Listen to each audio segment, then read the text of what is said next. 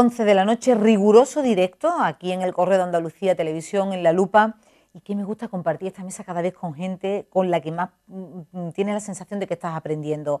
Se nos ha ido un torbellino de mujer, más quisiera yo tener esos 70 años con esa claridad de mente, con esa sabiduría y con esa sencillez como Amalia Gómez. Nos acompañan ahora a mi izquierda dos grandes expertos, para mí de verdad es un placer. Don José León Carrión, muy buenas noches y bienvenida a esta que es su casa ya. Gracias por la invitación y un placer estar contigo y compartir este tiempo con vosotros y con todos los compañeros que están aquí. Y con toda la audiencia que nos están viendo, que bueno, pues, se cuentan por decenas de miles. Así que muchísimas gracias a todos los que, después de zapear, dicen, oye, que el Correo de Andalucía Televisión tampoco está tan mal, que me quedo con esta local. Pues aquí estamos nosotros.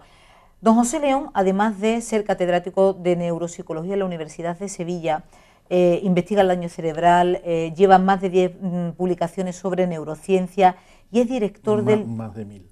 Más de 1000 publicaciones. Se le han quedado aquí unos pocos de ceros pendientes. ¿Pero tantas? De publicaciones... De artículos. No, de artículos, me refiero de artículos. No, libros solamente son 6 o 7. A nivel internacional. Y nos quejamos nosotros de que estamos estresados. Nos tiene que decir usted cómo se consigue. En España y en... Bueno, más de 1000 artículos, espérate que lo mismo estoy diciendo una barbaridad. De 1000 artículos, de 1000 trabajos, vamos a ver... Yo le puedo decir que hemos estado investigando que es un fenómeno en la materia. Cientos, en el premio cientos, 2012 como neurorehabilitador en Italia. Y desde luego está aquí por una cosa que es fundamental. Cuando se invita a una persona a un medio de comunicación que es experto en una materia, siempre intentamos dos cosas. Una, que esté acreditado, que de verdad tenga rigor, porque estamos cansados de los tertulianos que saben de todo y al final realmente no conocen nada, y sobre todo porque sea divulgador. Y él es divulgador. Así que bienvenida hasta su casa. Muchas gracias. Nos acompaña también esta noche Enrique Noé. Vamos a quedar en cientos de artículos. Yo al final diré mucho más de lo que vamos a ser capaces nosotros de leer. Perdón. Don Enrique Noé, muy buenas noches, don Hola, Enrique. buenas noches. Él es neurólogo de los hospitales NISA, ha sido galardonado por su investigación en neuroimagen, nos hablará de ello también en el transcurso de la noche y para nosotros también es un honor contar con su sabiduría aquí esta noche. Pues muchas gracias por la invitación, para mí es un placer estar con vosotros esta noche. Nuestro compañero Iñaki Alonso, que todos lo leéis en las páginas de salud, esa página que está haciendo tan fantásticamente y tan asequible, ese carácter divulgativo que nos hace falta para la ciencia. Muy buenas noches, Iñaki. Buenas noches, Isabel. Esta noche voy a compartir contigo la batería de preguntas para nuestros expertos y, como siempre, en mi mano derecha, mi alma aquí en La Lupa, Chantal de la Cruz. Muy buenas noches, Chantal. Buenas noches, Eli. Antes que nada, quiero pedirle a los invitados y a ti primero por Twitter unas valoraciones sobre la entrevista con Amalia Gómez en este Día de la Banderita y con todas, bueno, pues esas declaraciones que han dicho. ¿Podemos ir destacando alguna cosa? Tenemos bastantes comentarios, Eli. La verdad que nos han llegado muchísimos a nuestro Twitter personal de La Lupa, @LaLupaCTV, los recordamos y podemos resumir unas cuantas. Carmen nos dice: Amalia, desheredemos a los políticos de su intolerancia y aprendamos todos de su amabilidad humana. José Luis nos dice: qué gran mujer, qué gran persona, qué gran corazón es mi amiga Amalia González. Víctor, compañero de la casa: gracias Amalia Gómez por ser como es. Pilar: uno no es lo que dice ni lo que cree que es. Bravo por Amalia Gómez. Y Carmen nos dice también: Amalia, ojalá su tolerancia dé en ayuda económica para los necesitados, público mayoritario del voluntariado. La verdad que podría seguir leyendo, pero la verdad que no tenemos tiempo para tanto, pero comentarios han sido bastantes. ¿Alguna valoración, alguno de los titulares, alguna de las perlas con las que se queden? Yo, Amalia, la conozco de hace muchos años, a su marido también. Con Pepe, un saludo, que sé que nos estaba viendo. Un saludo, es un señor y un catedrático de filosofía con una mente clara, y Amalia tiene también una mente clarísima y una capacidad para hacer cosas buenas y para hacer cosas que merecen la pena para la sociedad, y creo que merece la pena recuperarla. La tenemos recuperada en Cruz Roja, pero también merecemos que... Me gustaría que estuviera más, porque hace falta política. Usted de los míos, de los que se quedó con ganas de verla de verdad. Yo sí, yo me quedé. Yo también me quedé con ganas de ella por aquí, por Sevilla. Yo me quedé porque necesitamos ese tipo de políticos. De perfiles políticos. De perfiles políticos. Personas no agresivas, personas amables, personas que sí se interesan por resolver los problemas de la sociedad, de la gente, pero no resolver los problemas, lo que realmente a la gente le está afectando en el día a día, ¿no?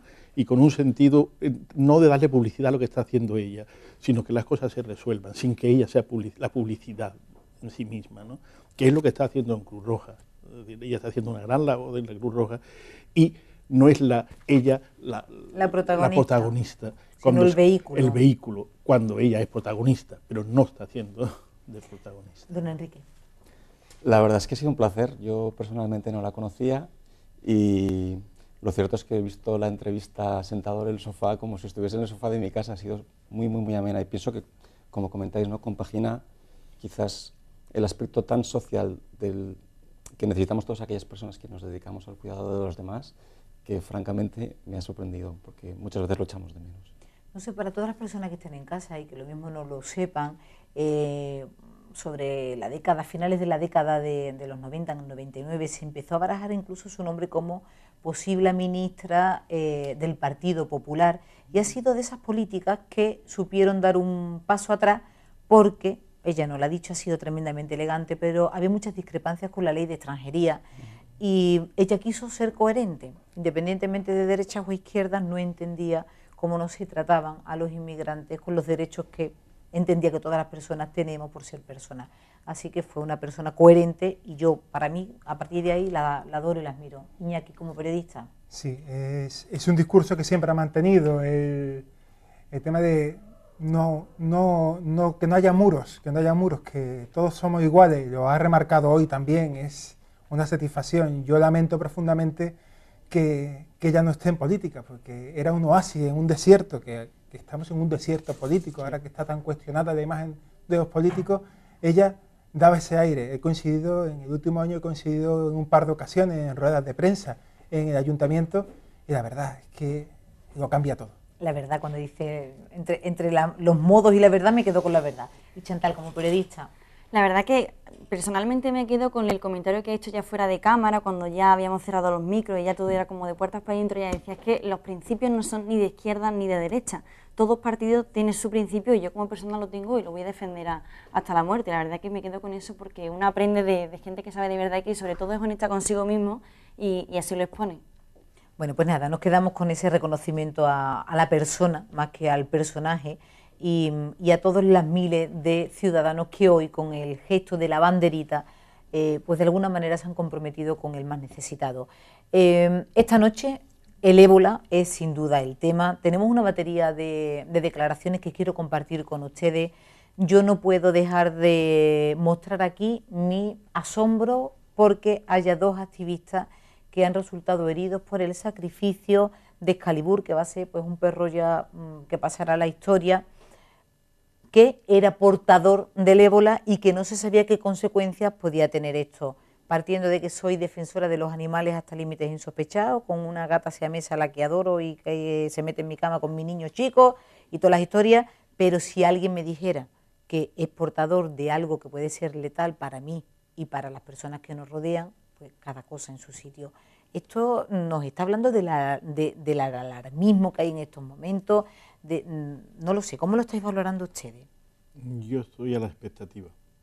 Yo estoy muy a la expectativa y no me gusta cuando tratan de sacar política de este tema. Creo que no es un tema político, que no se debe hacer nada y creo que en principio tenemos que saber cómo ha ocurrido, porque tampoco tenemos muy claro todavía. Parece que sí, es lo que a mí me preocupa del tema en este país.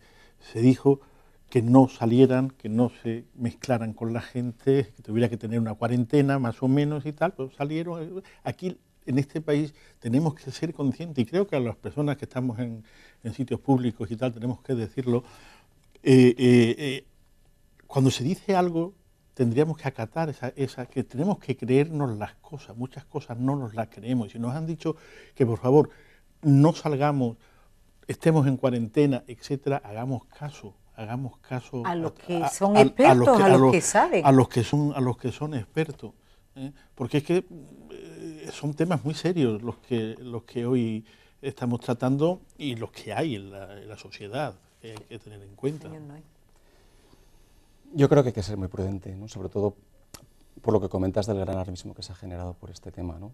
Y pienso que, como en otras situaciones de salud similares, ¿no?, que la forma fundamental de calmar esta situación es sobre todo con información. Esos es básico y quizás es algo de lo que hemos echado de menos durante estos últimos días, ¿no?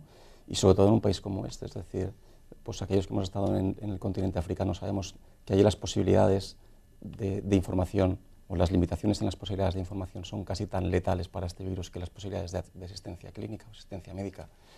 Y pienso que quizás en esto sí que se podía haber mejorado, ¿no? Y en este sentido, pues, iniciativas como pues, la de esta cadena, o antes hemos estado viendo un poco ojeando la edición impresa del periódico, en el que se dan pautas o se dan normas, se dan consejos, y a partir de que la gente es capaz de volver a dominar y controlar el entorno, y no son estas situaciones en las que el entorno le dominan y le controlan a uno, pienso que el resto ya es cuestión de los técnicos y de los profesionales. En ese sentido, Iñaki, has estado desarrollando una labor de investigación muy importante. Has hablado con las fuentes directas de información de la Consejería de Salud y nos han confirmado que en Andalucía, hoy por hoy, a esta hora, 11:15 de la noche del día 8 de octubre, no tenemos ningún protocolo ahora mismo de precaución abierto por alguna posibilidad de contagio de ébola, porque además sí que nos destacaban que en el caso de que así fuera tenían la obligación por ley de comunicarlo, es decir, que aunque lo quisieran mantener oculto, no lo pueden hacer.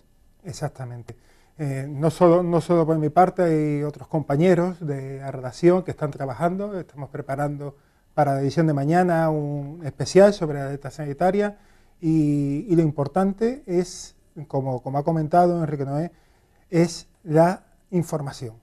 Y para ello, pues lo bueno que ha hecho en este caso la Consejería de Salud es publicar directamente los protocolos, exactamente lo que hay que hacer, exactamente cuáles son los síntomas, qué cosas no hay que confundir lo que es un resfriado o un catarro con teniendo todo posible claro. de ébola, porque es que claro. y lo mejor de todo, los profesionales sanitarios de los hospitales sevillanos y extendemos a andaluces están informados con los protocolos y actualizados diariamente.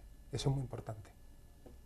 Sin embargo, cuando sales a la calle, cuando estás escuchando las noticias, están diciendo de esta enfermera incluso que va al hospital o va a su centro de salud y no lo atienden, no hay un caos que nos tiene que hacer plantearnos a todos si estamos siendo rigurosos cada uno desde nuestras parcelas.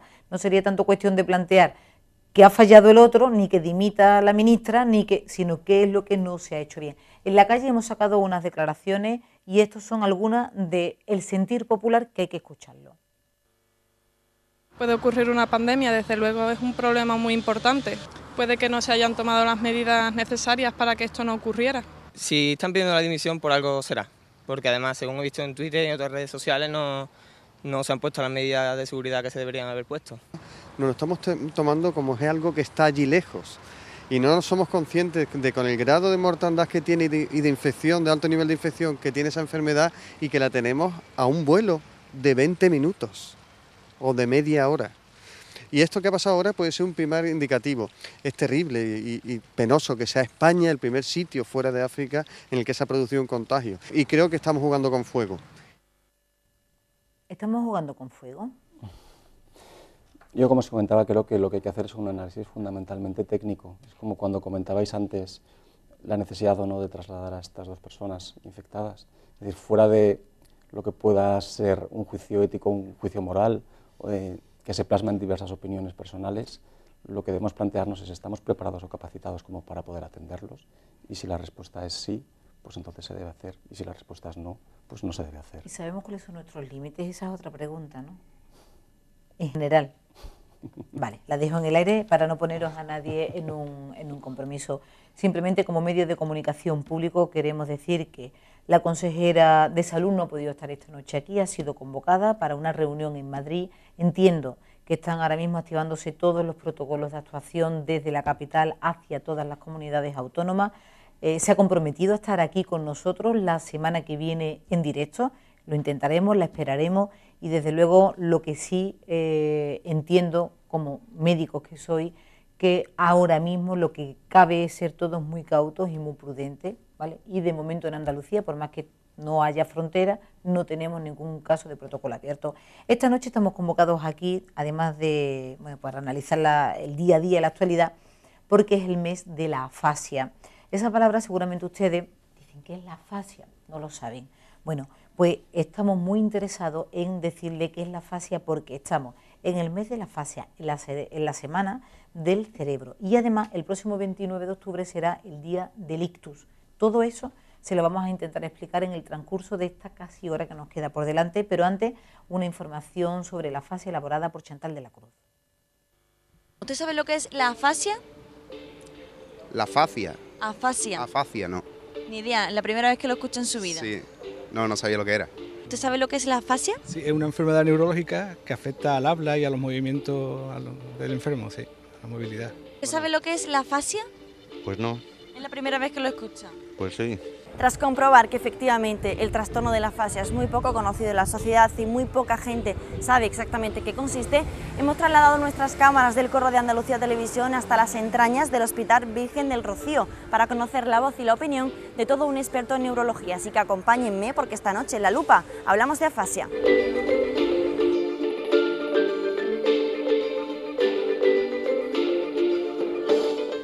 Entramos a la consulta 205 de la Unidad de Neurología del Hospital Virgen del Rocío para que el doctor Viñuela nos arroje un poco de luz en el tema.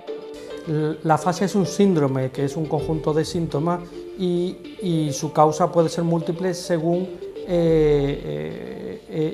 esa etiología que afecte a esa zona del cerebro que controla el lenguaje, ¿no? De tal forma que el múltiple puede venir, básicamente, quizás la más conocida y probablemente la más frecuente es un ictus, que es una falta de riego a esa zona, ¿no? Una isquemia, una falta de riego a esa zona cerebral que controla el lenguaje, pero también puede ser cualquier otra causa como un tumor o una enfermedad degenerativa, ¿no? Esta lesión es uno de los tipos que provocan la afasia porque directamente afecta al hemisferio dominante del cerebro. Ya el ictus, si afecta al hemisferio dominante, suele afectar al lenguaje y según la localización de esa afectación en el hemisferio dominante, pues tendremos unos síntomas u otros o tendremos lo que llamamos una afasia global si afecta a todas las partes que controlan el lenguaje.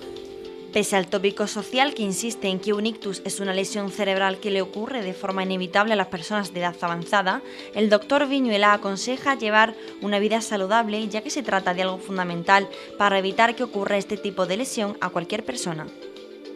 Desde años antes de que potencialmente te pueda pasar, no esperar a los 50, a cumplir los 50 para empezar a llevar una vida saludable. Hay que empezar desde pequeño a llevar una vida saludable para evitar que a los 50 o a los 60 años pues, o disminuir la probabilidad de que te pueda pasar. En nuestro recorrido médico por descubrir cómo tratar este trastorno, desconocido hasta ahora para muchas personas, nos topamos con la doctora María José Zarco, que nos ha contado cómo es el tratamiento directo con estas personas. Tenemos que tener en cuenta no solo esos trastornos de comunicación, sino también los otros déficits que va a tener por la lesión cerebral. Estamos hablando de a lo mejor trastornos afectivos, estamos hablando de trastornos cognitivos que van a ayudar a alterar o a acrecentar ese problema de comunicación. Realmente tenemos que enseñarles cómo se tiene que enfrentar a este proceso y cuáles son las actitudes que van a mejorar de alguna manera o que pueden complicar la convivencia con ese paciente. El que no se le obligue a decir palabras específicas, el que no se le atosigue, el que se le dé un ambiente tranquilo, relajado, lo que son unas pequeñas normas para que el paciente no se encuentre más agobiado de lo que realmente ese déficit va a ocasionarle a él.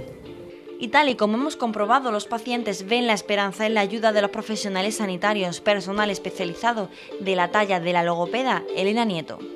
Valoramos pues la comprensión, la expresión, la mímica, los gestos, abarcamos también la comunicación global con medios alternativos y aumentativos de comunicación, también valoramos las personas que pueden optar a estos medios y las personas que no pueden optar, la escritura, bueno, la comprensión hablada y escrita, la expresión hablada y escrita y bueno, y hacemos intervención desde los puntos que creemos convenientes.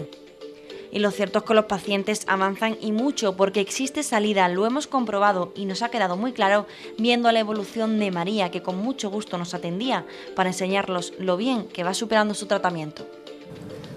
¿Prefieres planear tu propia fiesta o que te hagan una fiesta sorpresa? Que me hagan una fiesta fiesta sorpresa. ¿Por qué? Porque sí, porque me gusta más. Bueno, pues estas son algunas de las aristas, de las parcelas que se pueden hablar de la afasia. Ha sido muy interesante cuando salía Chantal de la Cruz y le preguntaba, teníamos muchos testimonios, ¿qué es la afasia? En general no se conoce, pero en general el cerebro sigue siendo el gran desconocido todavía del siglo XXI, ¿verdad? Lanzo la pregunta y lo que me gustaría es que habláramos y que no tuviéramos que estar pendientes de que yo cedo la palabra, como os apetezca empezar a intervenir. Bueno, yo creo que esto a pie de calle es un mito, tal y como habéis puesto en las imágenes, ¿no? Claramente. Sí que es cierto que pienso que todos los profesionales que nos dedicamos a este campo cada vez conocemos más las normas y los funcionamientos, por lo que nuestro cerebro se rige en condiciones de salud y en condiciones de enfermedad.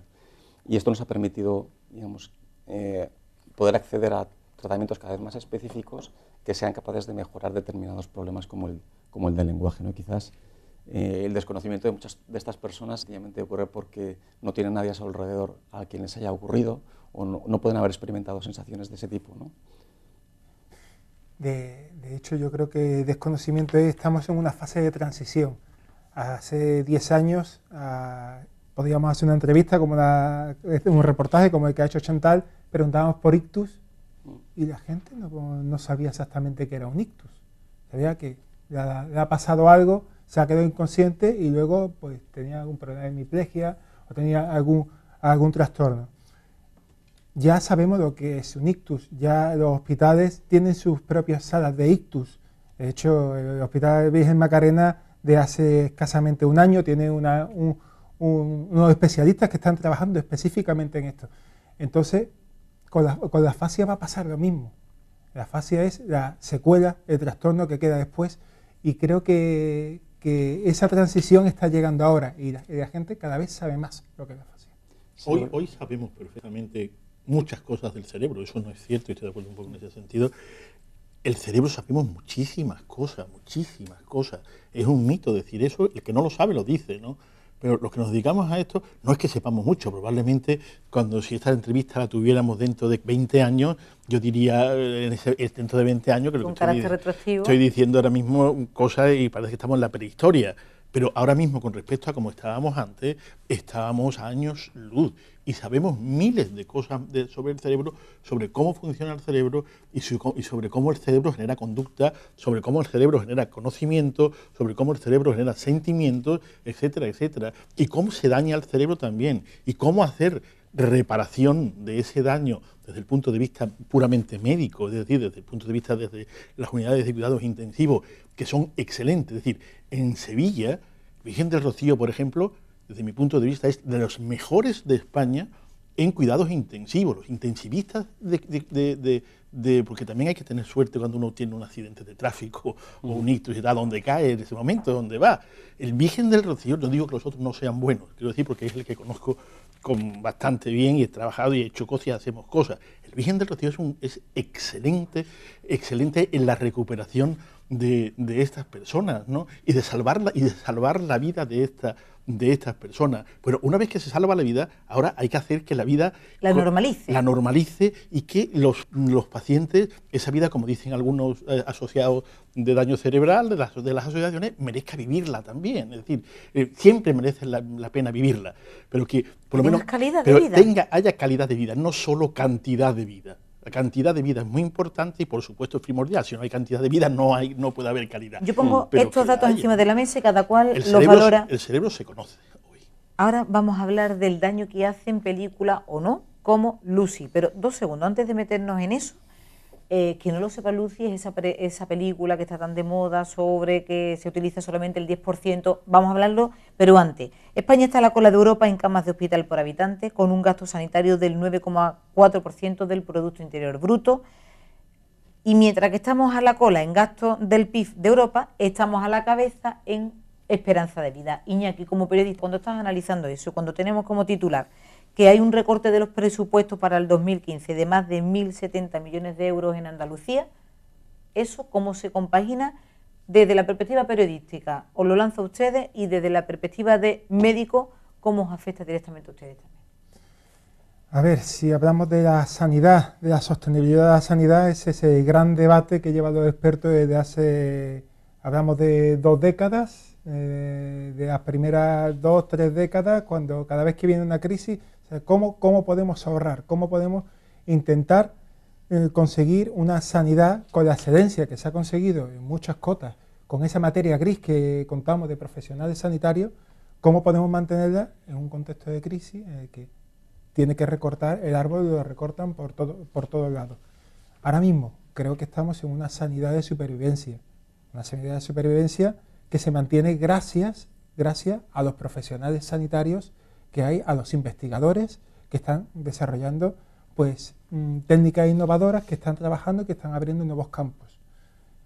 De ahí si se puede seguir en un contexto más continuado de crisis, pues el tiempo dirá, pero hay que buscar herramientas para que ese árbol de la sanidad no se puede podar más. Desde mi punto de vista, yo creo que en estas enfermedades cerebrales adquiridas nos enfrentamos además a un reto todavía más importante, porque se debe combinar un poco lo que es la asistencia sanitaria con lo que llamamos la asistencia social y crear un continuo que denominamos sociosanitario, que debería estar bien engranado, ¿no? Porque estos pacientes es importante que se esfuerce, y pienso que hay un gran esfuerzo por parte de los profesionales sanitarios en la atención en los momentos agudos, pero no hay que perder de vista en que estas enfermedades tienen poco del concepto tradicional. Crónicas, ¿no? Claro, tiene poco del concepto tradicional que nosotros entendemos como enfermedad, es decir, no tiene un inicio tiene un inicio brusco, pero no tiene un fin determinado, no ocurre como pues cuando vamos al médico por una apendicitis o cuando vamos a operarnos una rodilla. Es decir, me curo y hasta luego, sino que te queda una secuela. Entonces, claro, hay que engranar lo que es la asistencia aguda con la asistencia semiaguda, con el movimiento asociativo, y solo de esa forma conseguiremos que los pacientes vuelvan a integrarse en la sociedad y vuelvan a tener una vida plena, que es lo que queremos. Esa es una de las grandes quejas, demandas que tienen también las personas que tienen la secuela de la afasia, que la atención inicial nos la dan, pero luego los tratamientos se tienen que extender en el transcurso de los años para llegar de verdad a tener una independencia mínima, una pequeña calidad de vida que te dé autonomía al enfermo que ya no es enfermo, simplemente una persona que tiene que volver a vivir ahora con otras capacidades y sobre todo su ámbito familiar, que le genera una dependencia. Lo que pasa es que el tratamiento de un paciente afásico, de afasia, no de disfasias o otros temas, de afasia real, son tratamientos bastante largos. No podemos decir que se hacen 3 días, que son rápidos, etcétera. Son largos, deben ser también cogidos a tiempo, no se debe esperar, porque hay muchos pueblos, algunas veces algunos médicos, algunos psicólogos, algunos terapeutas, algunos ATS, etcétera. No, vamos a esperar a ver si va mejorando solo, ¿no? A ver si solo tal, porque parece que en los primeros días, pues evidentemente en los primeros días hay espontáneamente hay una recuperación espontánea, ¿no? Pero sin esperar unos meses hasta esperar, nuestra indicación es lo antes posible que se coja un paciente, evita secuelas y evita déficits posteriores, lo antes. Hay veces que es muy difícil y que es muy complicado. Y la rehabilitación de los problemas del lenguaje, los problemas de la afasia, no es de los más fáciles. Requiere una dedicación muy intensa, muy fuerte, no de decir, voy a ir una vez, como ocurre muchas veces en la seguridad social, etcétera, voy a ir o me han dicho una vez a la semana, a la semana y luego una vez al mes. Una hora y luego una vez al mes y tal. Eso no da resultado. Es decir, pues depende de cómo sea la magnitud de la lesión, ¿no? Pero que en general una lesión grave, el consejo, por lo menos el mío, el nuestro, es lo antes posible vayan y lo antes posible póngase una intervención. Y si puede ser una intervención intensiva y fuerte. Estamos hablando de dinero encima de la mesa. Ese es el problema. Es que estamos diciendo que en una época de crisis en la que los sueldos se rebajan, en la que la asistencia sanitaria tiene recortes, no lo cubre la seguridad social. Claro, ¿quién puede permitirse el lujo de tener un tratamiento continuado para recuperar? Son costos importantes. Antes quiero decir que no son una tontería, es decir, pues hay que tener recursos. Pero también es verdad, y lo que voy a decir a lo mejor no sé si es políticamente correcto o no es políticamente correcto. Hablamos de verdad, nos gusta. Pero mucha gente se gasta en un coche 3 millones de pesetas. 15.000 euros. 15.000 euros o 20.000 euros tranquilamente para el niño, para no sé qué, porque hay que ir a la universidad o porque hay que hacer tal. Pero para un tratamiento de este tipo, 15.000 euros le puede parecer ese mismo que le va a costar en años, un año, 2 años, lo que sea, pues eso le parece muy largo. Entonces quiero decir que también depende de cómo se mide. Por supuesto que debería estar cubierto, porque yo soy partidario de lo público, en el sentido de que la sanidad pública debe cubrir la mayoría o todas aquellas trastornos que deba ser tratado el paciente. Pero también entiendo que si hay también centros privados, que hay centros y aspectos que se pueden hacer desde el punto de vista privado, y que generalmente también tengo que decir que muchísimos de los avances que ha habido en la neurología y en los aspectos neuropsicológicos y médicos de los pacientes con daño cerebral y afasia y trastornos del lenguaje han sido en lo privado. Es decir, inversión privada, también ha habido y hay grandes de asociaciones, grandes investigadores en lo público, pero que los grandes avances ha sido donde se ha metido mucho dinero, porque la investigación, eso hay que decirlo con toda claridad, la investigación no es gratis, es decir, no es sin recursos y sin dinero. Si no se mete dinero y si no hay recursos, no se va a hacer buena investigación. Si yo invierto como sector privado es porque entiendo que me van a pagar para poder cubrir los gastos y los beneficios, con lo cual no es un derecho que pueda disfrutar todo el mundo. Claro, pero tampoco se puede pedir a una empresa que lo haga gratis. Nadie dice nada. Lo gratis no existe. Hasta ahí estamos claros. Quizás son dos debates diferentes. Yo pienso que por un lado está lo que todas las guías y normas clínicas, tanto nacionales como internacionales, nos dicen que debemos hacer con este tipo de personas que han sufrido este problema, que es un poco en consonancia con lo que estamos hablando, pues que necesitan un trabajo intensivo, que necesitan un trabajo prolongado, que necesitan un trabajo específico. Y otra cosa es, bueno, pues cómo somos capaces de financiar ese recurso, ¿no? Pero yo lo veo como dos debates diferentes, pero tienen que ir siempre en la línea. Paralelo, evidentemente. Sobre todo, yo me quiero quedar con ese trabajo continuo.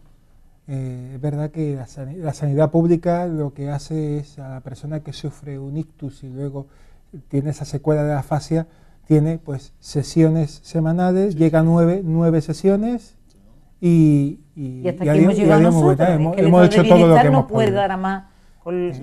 Yo una vez recuerdo, perdona, hablando con un político, que digo, es que no se puede tener, precisamente era un logopeda, digo, no se puede tener un logopeda para un hospital que atiende a miles de personas y tal. Hay que tener más de un logopeda, porque es que ustedes están diciendo, es que tenemos de todo, sí, tenemos de todo, pero un logopeda para toda la población de la provincia de Sevilla y de alrededores, no, es muy insuficiente, ¿no? Chantal, ¿por las redes sociales le lanzan algunas preguntas? Sí, en las redes sociales nos lanzan preguntas muy concretas y claro, yo misma que he salido a analizar este tipo de información, se me ocurre la pregunta porque digo, bueno, realmente existe una desinformación social en este sentido. He salido a la calle y nadie sabía responder qué es la afasia, un ictus quizás sí, pero bueno, realmente son cosas diferentes. Y hablando con el doctor Viñuda decía, es que la gente espera tener 50 o 60 años para cuidarse.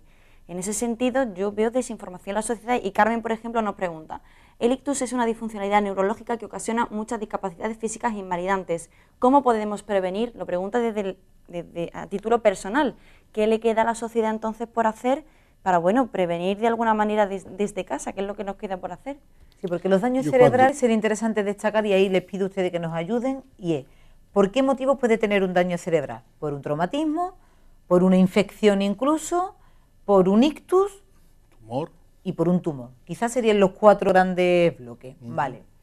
¿Cómo podemos prevenir? Porque no solamente a mí me puede dar un ictus. Yo lo primero que les digo a mis alumnos cuando explico este tema en clase es que la dieta es muy importante.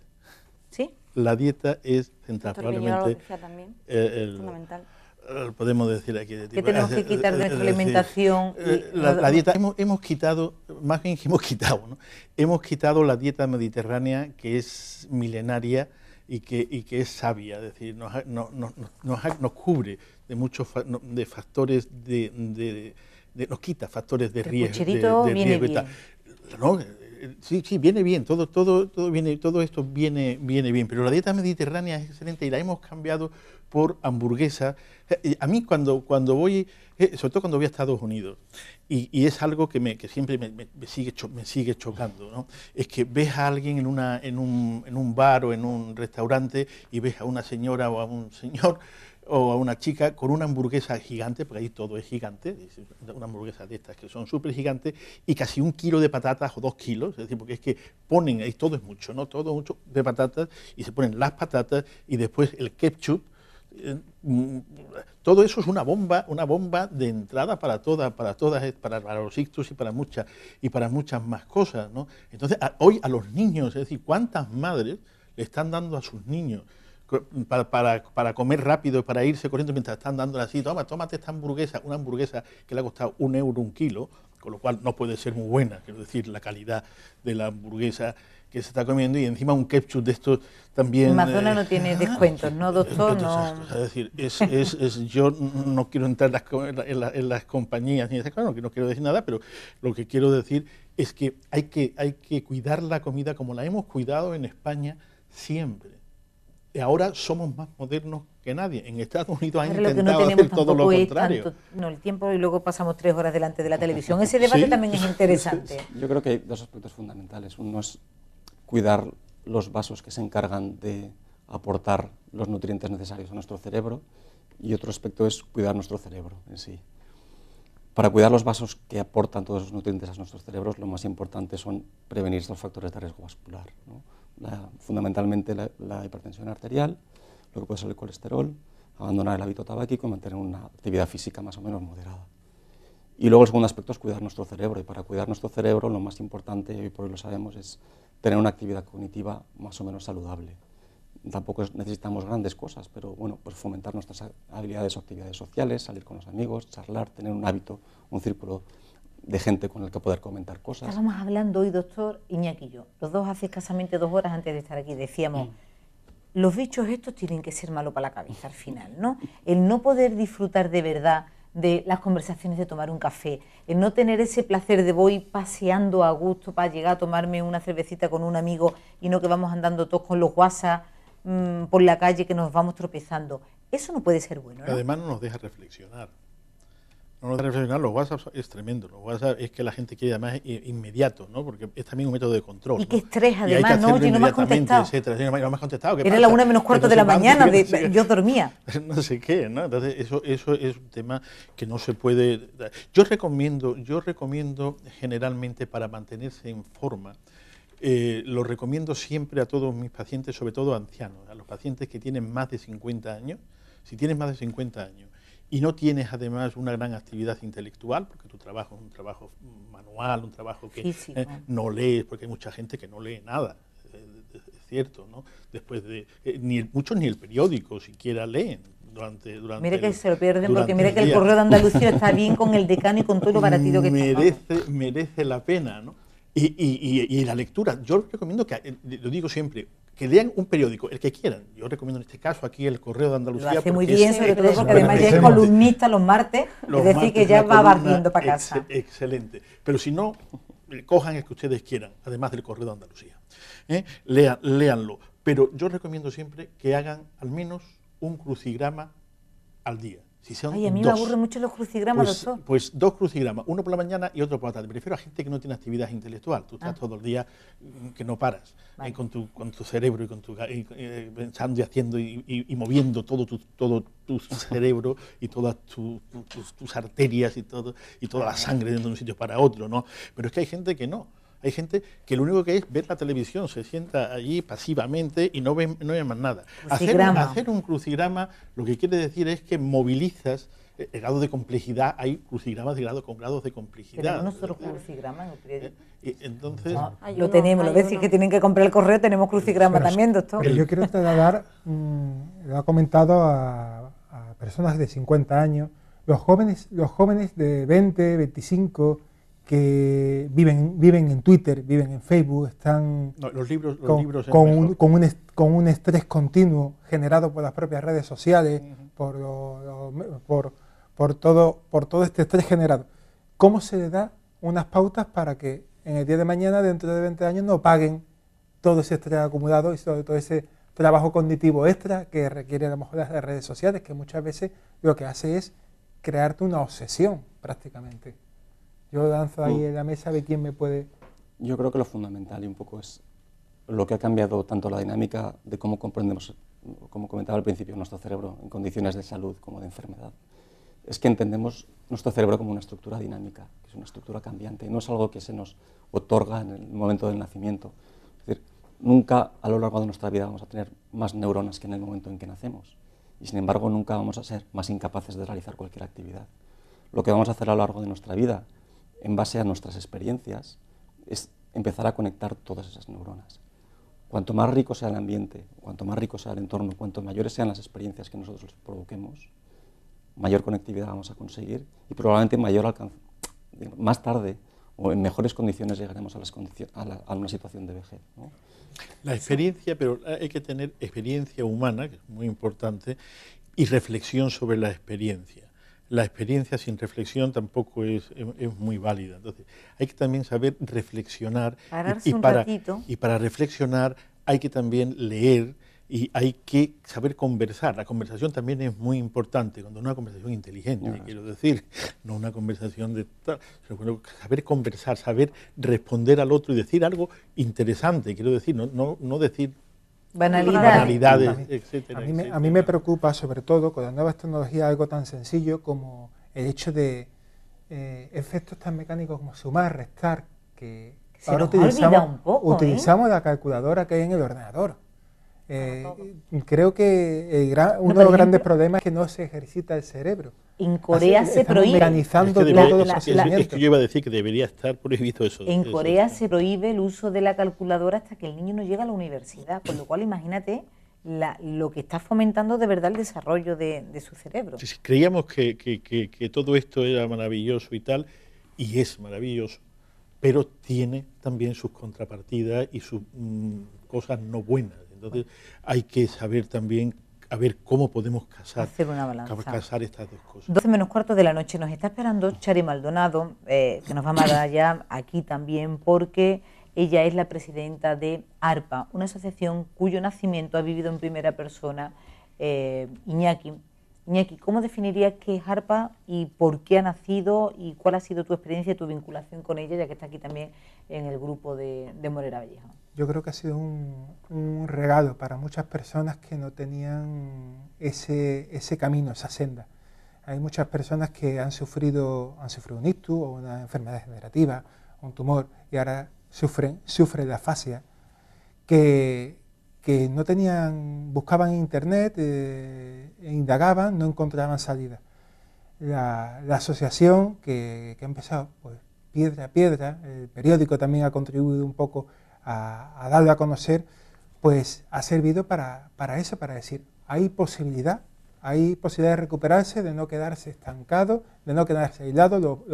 Las personas afásicas, si no son atendidas, suelen retraerse. Y no solo lo sufre la persona, sino su familia, su entorno, que también se aísla con ello.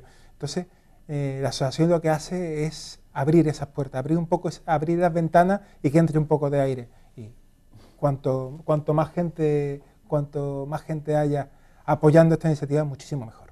Bueno, se lo estaba comentando antes de irnos a publicidad y antes de despedir a Iñaki, que tiene que seguir trabajando en las páginas del periódico para que mañana tengan una información puntual en sus kioscos. El estreno de Lucy. ¿La habéis visto la película? No, muy mal, recomendada. No la he visto. No vale para nada, seguramente, científicamente, todo el mundo dice sé de qué va, pero no... Bueno, pues os cuento. Lucy, que yo no me llevo tampoco comisión por el cine, pero lo cuento, es la última película de Luc Besson, que está protagonizada por Scarlett Johansson, y que, bueno, pues habla de una droga que potencia la capacidad del cerebro. ¿Por qué la estaba utilizando simplemente como broma? Porque es de las más vistas ahora mismo. Los seres humanos de verdad, yo me gustaría que fuerais puntuales, porque si no, de verdad que nos va a matar Rosario, que nos está esperando. Uno a cada uno. ¿Los seres humanos solo usan el 10% del cerebro? No, usamos el 100% del cerebro. Lo que pasa es que dependiendo de la estimulación que tengamos, así utilizamos que a uno le cunde más que a otro. Le cunde más que a otro, viene de la genética y de la estimulación. es muy importante, no le echemos la culpa solo a la genética, es que es muy importante al que tenemos enfrente. El interlocutor que tenemos enfrente hace muy interesante nuestra conversación, nuestra forma de ser, todo. Si estamos ante una persona que no nos dice nada o que no nos estimula para nada, por poco vamos a sacar de esta, o poco va a sacar de mí. ¿El cerebro está inactivo mientras dormimos? No. Es decir, el cerebro prácticamente no está nunca inactivo, salvo cuando fallecemos. Es decir, incluso en condiciones cuando está durmiendo hay determinadas actividades que se mantienen alerta, que se mantienen activas. ¿El tamaño del cerebro determina la inteligencia? Nos había dicho que no, automáticamente. Escuchar a Mozart, que parece que es lo más de lo más para todas las madres que están embarazadas y que tienen niños pequeñitos, ¿de verdad estimula el cerebro o es un mito? Como estamos comentando, es decir, es un ambiente externo, que es un ambiente que favorece determinadas actitudes. Me escucha a Mozart que berríos de la vecina de al lado. Vale, estamos de acuerdo. Pero hay personas que no saben apreciar eso, es decir, hay personas que la música clásica es que no les entra, es que son chirridos, es decir, y entonces no le pongas música clásica, porque sea Mozart, incluso, porque le puede estresar, y a lo mejor le pone Jimi Hendrix, y Jimi Hendrix, yo soy muy antiguo. No hablando nada de mal, Jimi Hendrix es estupenda. A mí me encanta. Quiero decir, pero a lo mejor a esa persona pues le pone estupendamente. Y la Rocío Jurado no vale. Y la Rocío Jurado pues a mí me encantaba y me sigue encantando con sus discos. Rocío Jurado, que no daría yo esa canción. Nos gusta es una de las mejores que ha hecho. No de las mejores, ha hecho muchas mejores. ¿Existen drogas para hacer que el cerebro funcione mejor? Tendremos que definir el concepto de drogas, es decir, si estamos hablando de fármacos, existen fármacos que nos ayudan a potenciar determinados tratamientos, por ejemplo. En ese sentido, sí. Pero existen drogas, y de hecho eso es lo que hace la gente. La gente utiliza la droga para ser distinto y para hacer cosas que no pueden hacer por vía normal, pero no quiere decir que eso sea lo normal, sea bueno, o sea algo que se debe recomendar, porque esas personas a la larga empiezan ¿Hay drogas con las que eres más lúcido? Sí. No tenés que ir buscando. Sí, pero la mayoría de las drogas pasan sus consecuencias, pasan su factura. Como todo en la vida. Es decir, lo mejor es que actúes conforme eres. No buscar la comodidad, que pasa a decir, de las drogas, de cualquier cosa. Es decir, voy a poner un ejemplo, a estas horas no se puede poner lo de sexo. Es decir, para tener... Son las horas, ya las 12 menos que están los niños acostados. Pues para tener sexo, puedes tener un sexo estupendo sin tener ningún tipo de droga. ¿Por qué vas a tener? Lo único que tienes que tener es el estímulo adecuado para tenerlo. ¿Por qué vas a tener que utilizar una droga para tener sexo?